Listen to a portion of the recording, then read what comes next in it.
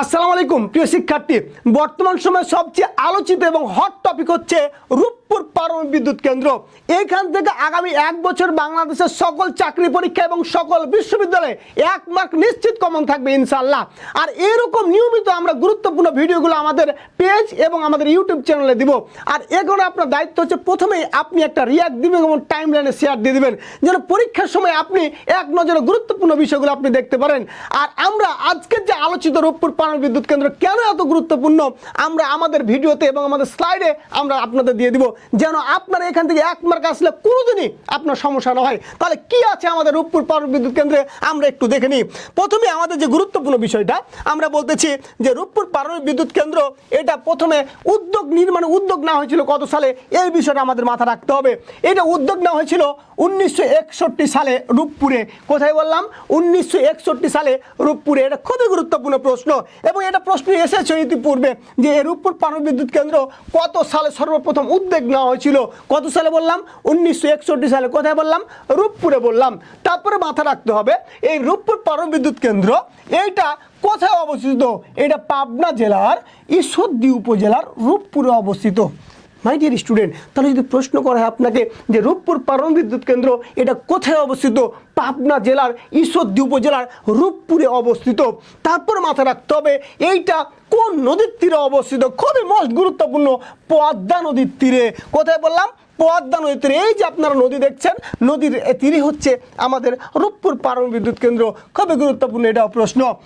আমাদের মাথা রাখতে হবে যখন রূপপুর পারমাণবিক বিদ্যুৎ কেন্দ্র এক কথা করা হয় তখন যাত্রার সময় এই স্লোগানটা কী ছিল? স্লোগান কী ছিল বলেন তো? স্লোগান ছিল রূপপুর থেকে রূপান্তর। কী নাম বললাম আমরা? রূপপুর থেকে রূপান্তর। এইটা আপনারা একটু স্টার মার্ক করে রাখবেন। আপনারা বলতেই পারেন যে সবগুলো তো ভাই এক কথা স্টার করে দিয়েছেন, আসলে গুরুত্বপূর্ণ আমরা ছাড়তে পারছি না, এই কারণে আমাদের স্টার করে দিতে হচ্ছে। তারপরে বলছি রূপপুর পারমাণবিক বিদ্যুৎ কেন্দ্রে তো স্থাপনে তত্ত্বাবধান করছে বাংলাদেশের কোন সংস্থা? বাংলাদেশের যে সংস্থা তার নাম হচ্ছে আমরা বলতেছি বাংলাদেশ পরমাণু শক্তি কমিশন। এটা আপনারা দিবেন না। তারপরে আমি চাচ্ছি যে এখান থেকে যেন একটা প্রশ্ন আসলে আপনি একটাই পারেন, যেন আপনার কোনোদিন ভুল না হয়, এই কারণে কিন্তু আমরা সকল তথ্য দিয়ে রাখছি। তারপরে বলতেছি আমাদের মোস্ট গুরুত্বপূর্ণ একটা প্রশ্ন যে রূপপুর পারমাণবিক বিদ্যুৎ কেন্দ্র স্থাপনে কাজ করছে কোন সংস্থা? খুবই গুরুত্বপূর্ণ। রাশিয়ার আমরা বলেছি যে স্টেট অ্যাটমিক এনার্জি কর্পোরেশন, যাকে সংক্ষেপে রোসাটম বলছে। এইটা মোস্ট গুরুত্বপূর্ণ, কারণ এই রোসাটম কি করতেছে? এই রোসাটমের কাজ হচ্ছে তা এক কথায় বাংলাদেশে যে এক কথায় ইউরেনিয়াম এবং জ্বালানিগুলো আসবে রূপপুর পারমাণবিক বিদ্যুৎ এর দেখভাল দায়িত্ব হচ্ছে কার? এই রোসাটমের। খুবই গুরুত্বপূর্ণ প্রশ্ন। তারপরে আমাদের মোস্ট গুরুত্বপূর্ণ এই প্রশ্নটা আসবেই এবং এতদিনে বিভিন্ন চাকরি এবং বিশ্ববিদ্যালয় পরীক্ষা এসেছে যে বাংলাদেশ পারমাণবিক বিদ্যুৎ উৎপাদনে বিশ্বে কততম ক্লাবে এক কথা নিয়োজিত হচ্ছে, কত ক্লাব হিসেবে আত্মপ্রকাশ করছে? কত বলছি? 33তম। Most important. 5, 6, 7, 8 যা স্টার করবেন করে নেন যে বাংলাদেশ বিশ্বে পারমাণবিক বিদ্যুৎ উৎপাদনে কততম বলছি? 33তম দেশ। কত বলছি? 33তম দেশ। তারপরে মাথা রাখতে হবে এটা আরও গুরুত্বপূর্ণ প্রশ্ন দিলেই আসবে এটা যে রূপপুর পারমাণবিক বিদ্যুৎ কেন্দ্রে জ্বালানি লোডিং হয় কত তারিখে? খুবই গুরুত্বপূর্ণ, 28 এপ্রিল 2026। এইটা আপনি এক কথায় 10, 12 যত স্টার পারবেন দিয়ে দিবেন। মোস্ট গুরুত্বপূর্ণ প্রশ্ন যে রূপপুর পারমাণবিক বিদ্যুৎ কেন্দ্রে জ্বালানি লোডিং হয় কত তারিখে? 28 এপ্রিল 2026 সালে। কত তারিখে বললাম? 28 এপ্রিল 2026 সালে। তারপরে মাই ডিয়ার স্টুডেন্ট, বিশ্বে সর্বপ্রথম কোন দেশ পারমাণবিক ব্যবহার করে বিদ্যুৎ উৎপাদন করে? কোন দেশ বলেন তো? বলেন কোন দেশ? রাশিয়া। কি বললাম? রাশিয়া। খুবই গুরুত্বপূর্ণ প্রশ্ন। আর এই রাশিয়া রোসাটমে বাংলাদেশে কততম? 33তম দেশ হিসেবে রাশিয়ার সাথে চুক্তি করে আমরা 33তম দেশ হিসেবে আত্মপ্রকাশ করেছি। তারপর আমাদের মাথা রাখতে হবে মাই ডিয়ার স্টুডেন্ট, আমরা বলতেছি যে এই রূপপুর পারমাণবিক বিদ্যুৎ কেন্দ্রটা আছে, এর উৎপাদনের পরিমাণটা কত? উৎপাদন কত পরিমাণ করতে পারবে জানা আছে আপনাদের? এইটা হচ্ছে 2400 মেগাওয়াট। কত মেগাওয়াট বললাম? 2400 মেগাওয়াট। খুবই গুরুত্বপূর্ণ প্রশ্ন। এখন কথা হচ্ছে এই রূপপুর পারমাণবিক বিদ্যুৎ কেন্দ্রে 2টা ইউনিট রয়েছে। কয়টা বললাম? কয়টা? 1, 2। এই 2টা ইউনিটের মধ্যে একটা ইউনিটের ক্ষমতা হচ্ছে কত মেগাওয়াট? 1200। তাহলে দুটাতে কত হবে? 2400। এই 2টা আমাদের গুরুত্বপূর্ণ মোস্ট গুরুত্বপূর্ণ প্রশ্ন। তাহলে যদি প্রশ্ন করা হয় যে রূপপুর পারমাণবিক বিদ্যুৎ কেন্দ্রে এক কথায় আমরা বলতেছি উৎপাদনে আমরা কত পরিমাণ করতে পারবো 2400 মেগাওয়াট, আর একটা ইউনিটে কত বলছি 1200, দুটোতে কত বললাম আমরা বলছি 2400। যদি ভূমিকম্প হয়, যেহেতু বাংলাদেশের সম্প্রতি প্রচুর ভূমিকম্প হচ্ছে, আর ভূমিকম্প মাপার যন্ত্রের নাম হচ্ছে রিক্টার স্কেল, কত রিক্টার পর্যন্ত আমরা কি করতে পারবো সহনশীল হতে পারবে, এই সহনশীল 8 রিক্টার, মানে 8 রিক্টার স্কেল পর্যন্ত যদি ভূমিকম্প হয় তবুও আমরা বলছি রূপপুর পারমাণবিক বিদ্যুৎ কেন্দ্র সহনশীল বা এক কথায় টিকে থাকবে। তারপরে আমরা বলতেছি রূপপুর পারমাণবিক বিদ্যুৎ কেন্দ্রে স্থাপনের সর্বজনীন যে প্রযুক্তি, এক কথায় রিঅ্যাক্টর, কি বললাম রিঅ্যাক্টর ব্যবহার করা হয়েছে। খুব গুরুত্বপূর্ণ প্রশ্ন কিন্তু, যে রিঅ্যাক্টর কি নাম বললাম রিঅ্যাক্টর, আমরা বলছি রিঅ্যাক্টর ব্যবহার করা হয়েছে। কি রিঅ্যাক্টর বলছি ভিভিআর, আমাদের একটু মাথায় রাখতে হবে, এটা রিঅ্যাক্টরটা আমি লিখে দিই আপনাদের পাশে যেন আপনাদের সুবিধা হয়। রিঅ্যাক্টর কি রিঅ্যাক্টর বলছি ভিভিআর, খুব গুরুত্বপূর্ণ প্রশ্ন, ভিভিআর 1200, খুবই গুরুত্বপূর্ণ, মোস্ট গুরুত্বপূর্ণ প্রশ্ন, আমাদের কিন্তু এই জিনিসটা মাথায় রাখতে হবে। তারপর আমরা বলতেছি মাই ডিয়ার স্টুডেন্ট, আমাদের মাথায় রাখতে হবে, আমরা বলছি যে বিশ্বের পারমাণবিক বিদ্যুৎ প্রকল্পগুলো পরীক্ষা নিরীক্ষা করে কোন সংস্থা IAEA, এটি আমরা জানি সদর দপ্তর হচ্ছে অস্ট্রিয়ার ভিয়েনাতে। 2005 সালে শান্তিতে নোবেল পুরস্কার পেয়েছিল এই IAEA। প্রশ্ন করতে পারে আপনাকে যে IAEA কত সালে শান্তিতে নোবেল পুরস্কার পেয়েছিল, কত সালে বললাম 2005 সালে, কত সালে বললাম 2005 সালে। তারপর আমাদের মোস্ট গুরুত্বপূর্ণ আরেকটা বিষয় রয়েছে, সেটা হচ্ছে আমরা বলতেছি রূপপুর পারমাণবিক বিদ্যুৎ কেন্দ্র কোন মন্ত্রণালয়ের অধীনে, কোন মন্ত্রণালয়ের অধীনে বলেন তো, বিজ্ঞান ও প্রযুক্তি মন্ত্রণালয়। খুবই মোস্ট গুরুত্বপূর্ণ প্রশ্ন, কারণ এই প্রশ্নটা ইতিমধ্যে বেশ কয়েকবার আসছে। তাহলে যদি প্রশ্ন করা হয় আপনাকে যে কোন মন্ত্রণালয়ের অধীনে, এটা আপনি 5-6টা যা পারবেন করে রাখবেন, খুব গুরুত্বপূর্ণ কিন্তু প্রশ্ন।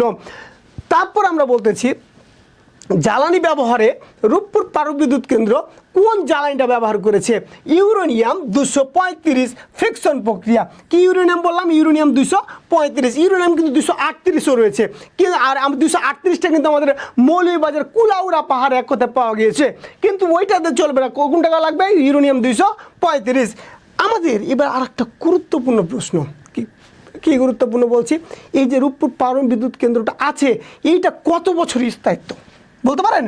এটা হচ্ছে আমরা বলছি প্রথমত আমরা 60 বছর পাবো, তারপরে যদি এটাকে আমরা রক্ষণাবেক্ষণ করতে পারি তাহলে এটা আমরা আরও 30 বছর দিয়ে টোটাল 90 বছর পর্যন্ত কী পাবো সার্ভিস পাবো। কত বছর? আরও 90 বছর। তারপরে বলছি এই এক কথা আমরা বলতেছি চাহিদা পূরণ করে কত, চাহিদা পূরণ করে 10 থেকে 12% চাহিদা পূরণ করবে, আমাদের মোট জনসংখ্যার 10 থেকে 12% কী করবে চাহিদা পূরণ করবে।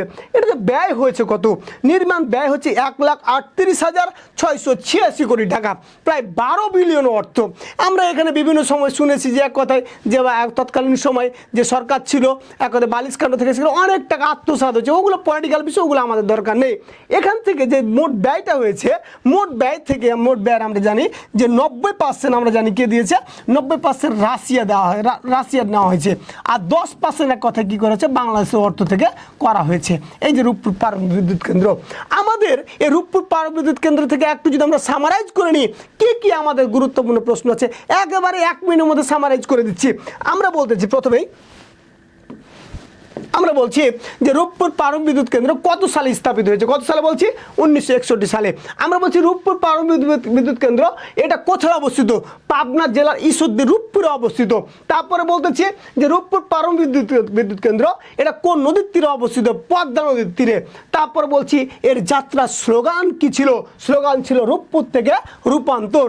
তারপর আমরা বলতেছি রূপপুর পারমাণবিক বিদ্যুৎ কেন্দ্র স্থাপনে কাজ করছে কোন সংস্থা, রোসাটম, রাশিয়ার স্টেট অ্যাটমিক এনার্জি কর্পোরেশন, খুব গুরুত্বপূর্ণ। তারপর বলছি মোস্ট গুরুত্বপূর্ণ, বাংলাদেশ বিশ্বে পারমাণবিক বিদ্যুৎ কেন্দ্রে উৎপাদনে কততম দেশ, 33তম দেশ, কতম 33তম দেশ। তারপরে বলতেছি এটা জ্বালানি লোডিং হয় কত তারিখে, 28 এপ্রিল 2024 সালে। বাংলাদেশ 33তম, কিন্তু বিশ্বে কোন দেশটা সর্বপ্রথম করেছে, সে দেশটার নাম হচ্ছে রাশিয়া। কি নাম বললাম, রাশিয়া। আমরা জানি রূপপুর পারমাণবিক বিদ্যুৎ কেন্দ্রে মোট উৎপাদনের পরিমাণ কত, 2400 মেগাওয়াট। আমরা জানি এখানে কয়টা ইউনিট রয়েছে, দুটি, এক ইউনিটে উৎপাদন ক্ষমতা কত 1200 মেগাওয়াট। কত রিক্টার পর্যন্ত ভূমিকম্প হলে বাংলাদেশ সহনশীল রয়েছে, কত 8 রিক্টার। তারপরে এখানে কি রিঅ্যাক্টর ব্যবহার করেছে, ভিভিআর 1200। তারপরে বলছি যে বিশ্বের পারমাণবিক বিদ্যুৎ প্রকল্পগুলোর পরীক্ষা নিরীক্ষা করে কোন সংস্থা, IAEA আর কি বললাম IAEA, এটা যদি প্রশ্ন করা হয় এটি শান্তি নোবেল পুরস্কার পেয়েছে কত সালে বলেন তো, বলেন 2005 সালে। তারপরে বলছি রূপপুর পারমাণবিক বিদ্যুৎ কেন্দ্র যে মন্ত্রণালয়ের অধীন ছিল, বিজ্ঞান ও প্রযুক্তি মন্ত্রণালয়ের অধীন ছিল। কোন মন্ত্রণালয় বললাম? বিজ্ঞান ও প্রযুক্তি মন্ত্রণালয়। তারপরে বলতেছি জ্বালানি ব্যবহার হয়েছে কোন জ্বালানি? ইউরেনিয়াম 235 ফিকশন প্রক্রিয়া। তারপর বলছি এর মেয়াদকাল কত? 60 থেকে 90 বছর। তারপর বলছে চাহিদা পূরণ হয় কত? 10 থেকে 12% মানুষের। তারপরে আমরা বলতেছি কত পার্সেন্ট বাংলাদেশের টাকা ছিল? 10%। রাশিয়া কত দিয়েছে? 90%। এই হচ্ছে রূপপুর পারমাণবিক বিদ্যুৎ কেন্দ্র থেকে আপনাদের গুরুত্বপূর্ণ তথ্য। ইনশাআল্লাহ এর বাইরে কোনো তথ্য আর আসবে না। আর এরকম গুরুত্বপূর্ণ তথ্যগুলো পাওয়ার জন্য অবশ্যই আমাদের ভিডিওটি আপনি শেয়ার করে দিবেন, যেন পরবর্তীতে আপনি পরীক্ষার সময় দেখতে পারবেন। সবাই ভালো থাকবেন, সুস্থ থাকবেন। ইনশাআল্লাহ দেখা হবে পরবর্তী ক্লাসে। আসসালামু আলাইকুম।